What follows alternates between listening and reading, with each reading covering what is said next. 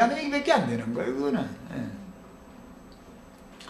자, 그 다음에 첫 아담에게 복을 주시고 생육하고 번성하여 땅을 정복하며 모든 생물을 다스리게 하신 첫 언약은 뱀의 미혹에 넘어간 여자의 사주를 받은 결과로 파기되었으며 한 사람 아브라함을 통해서 다시 언약을 체결해야 했던 것을 우리는 역사에 지금 반복하고 있다. 그래서 첫 언약과 새 언약이라고 하는 이 용어, 용법을 잘 이해를 하셔야 되는 거예요.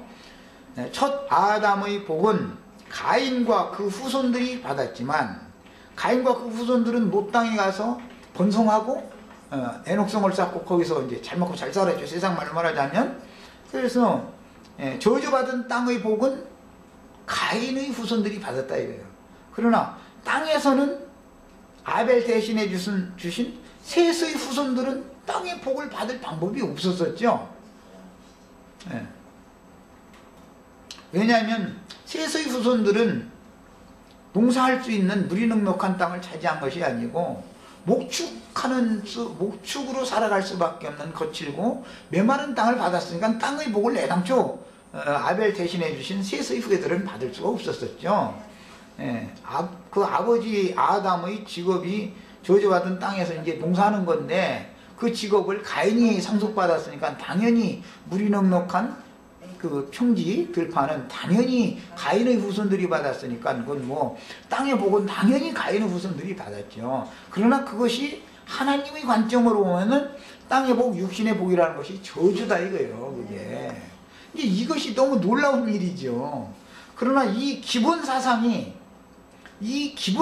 바꿔지지 않으면 아무리 난 구원 받는다고 구원 받았다고 해도 근본 자체가 지금 다른 데서 온 영을 가지고 있는 것이다 이거예요. 땅에서 뭐가 잘 되고 땅에서 뭐가 어쩌고 하는 것은 전부가 다 쓸데없는 소리 하는 거예요, 그거는. 그래서 첫 언약의 복은 가인과 그 후손들이 받았고 아브라함의 복은 이삭 계열이 받는 것이지 이스마엘 계열이 받는 게 아닙니다. 가인의 후손이 아브라함의 복을 받는 게 아니에요. 이제 이것이 성경이 지금부터 말해 나가고자 하는 거예요. 그러니까 첫 언약은 반드시 파괴돼야 되는 거다. 반드시. 왜? 땅의 복이니까 그건. 하나님의 언약이라는 건 복 준다는 약속인데 땅의 복을 받으면 안식이 오느냐면 염려 근심과 걱정이 더 들어와. 우리 같은 사람은 뭐 돈 어디다 투자할까 뭐 이런 것 때문에 걱정할 일도 없지만 없으니까 뭐 그러면 생각도 안 하니까 뭐 안식이고 말고 뭐 없는 것이 안식이야. 그러니까 그냥 세상 말로 뱃속 경제 사는데 돈이 몇십억 있으면은 이 돈을 어떻게 해다 어디다 투자할까 얼마면 손해 났네 뭐 얼마가 남았네 사는 나는 그게 무슨 소리가 이해가 안 돼. 도대체 지금 상대가 뭔 소리를 하는 거냐. 배부름으로 잠을 못 잔다. 안식이 오히려 없다니까. 땅에 복이 오면은 안식이 없어 오히려. 이게 너무 비밀이야. 그래서 이제 출애굽기 32장 1절로 3절을 봅니다. 백성이 모세가 산에서 내려옴이 더딤을 보고 모여 아론에게 이르러 가로되 일어나라 우리를 인도할 신을 우리를 위하여 만들라. 이 모세 곧 우리를 애굽 땅에서 인도하여 낸 사람은 어찌 되었는지 알지 못함이라.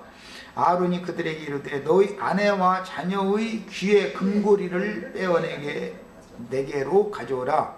모든 백성이 그 귀에서 금고리를 빼어 아론에게로 가져오매 아론이 그들의 손에서 그 고리를 받아 부어서 각도로 새겨 금송아지 형상을 만드니 그랬습니다.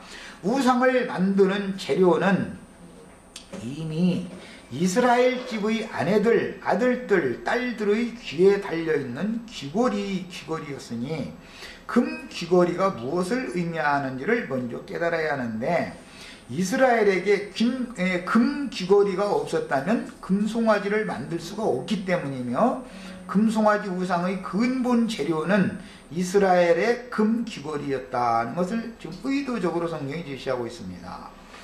은금 폐물은 원래 애굽에서 이스라엘 백성들의 소유가 아니었습니다. 그들은 고센 땅에서 목축을 하고 살고 있었기 때문에 고용만 시켰고 품삯을 주지를 않았어요. 그런데 나중에 출애굽을 할 때 은근 폐물을 구하면 애굽 사람들이 주워가면서 내보냈죠.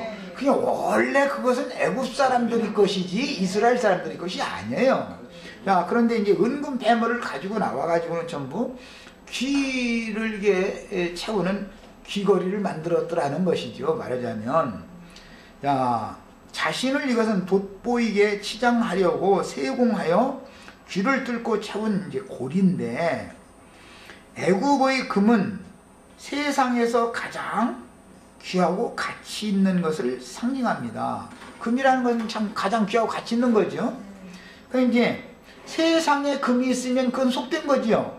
그 금이 성전으로 갖다 옮겨지면 거룩해지죠.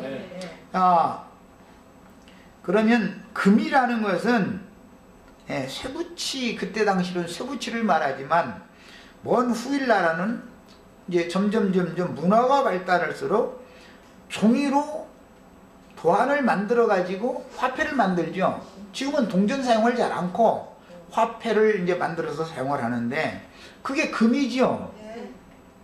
원래는 금은 금덩어리야 되는 거예요, 그게. 그런데 지금은 금덩어리 가지고 다니면 무거우니까 금기짝 가지고 다니기 얼마나 무겁겠어요. 그러니까 그냥 간단한 게 이제 종이로 돈을 만들어 사용하고, 그것도 더 간단한 게 나니까 수표라는 것이 이제 만들어져 가지고 은행에서 보증을 해주고 수표를 발행을 해서 사용하도록 이렇게까지 이제 지금 발달을 했죠. 자, 그런데 애굽의 금은 세상에서 가장 귀하고 가치가 있는 것을 상징하는 겁니다.